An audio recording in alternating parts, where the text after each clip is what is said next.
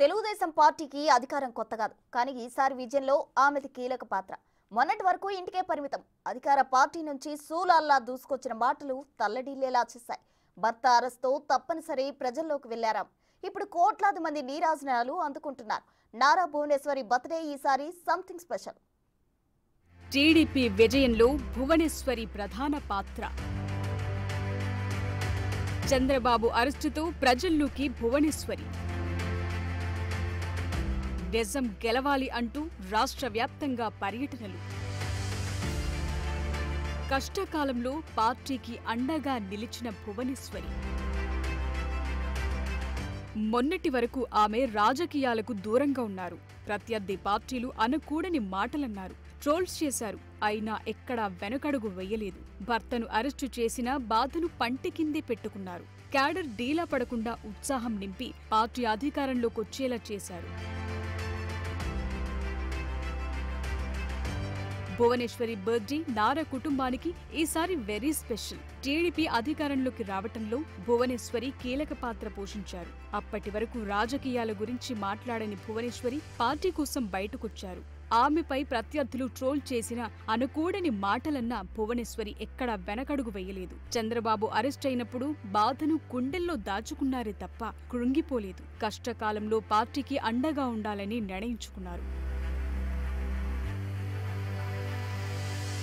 చంద్రబాబు జైల్లో ఉన్నప్పుడు కుటుంబ సభ్యులకు ధైర్యం చెప్తూ ముందుకెళ్లారు.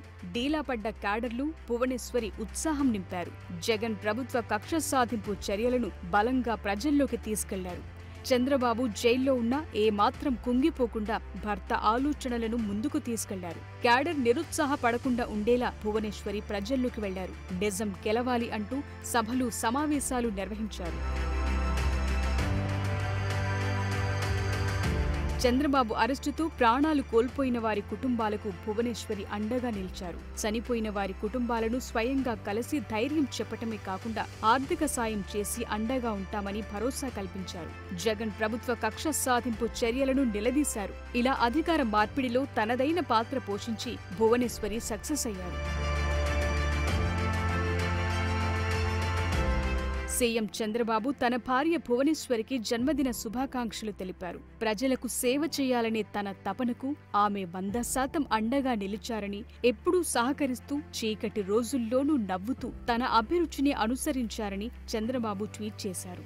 భువనేశ్వరికి లోకేష్ బర్త్డే విషెస్ తెలిపారు. ఆమె ప్రేమ, దయ, మద్దతు తనకు పెద్ద బలమని ట్వీట్ చేశారు. ప్రజలకు సేవ చేయటం, వ్యాపార చతురత, న్యాయం కోసం పోరాడటం పట్ల ఆమె చూపిన అంకిత భావం స్ఫూర్తిదాయకమన్నారు.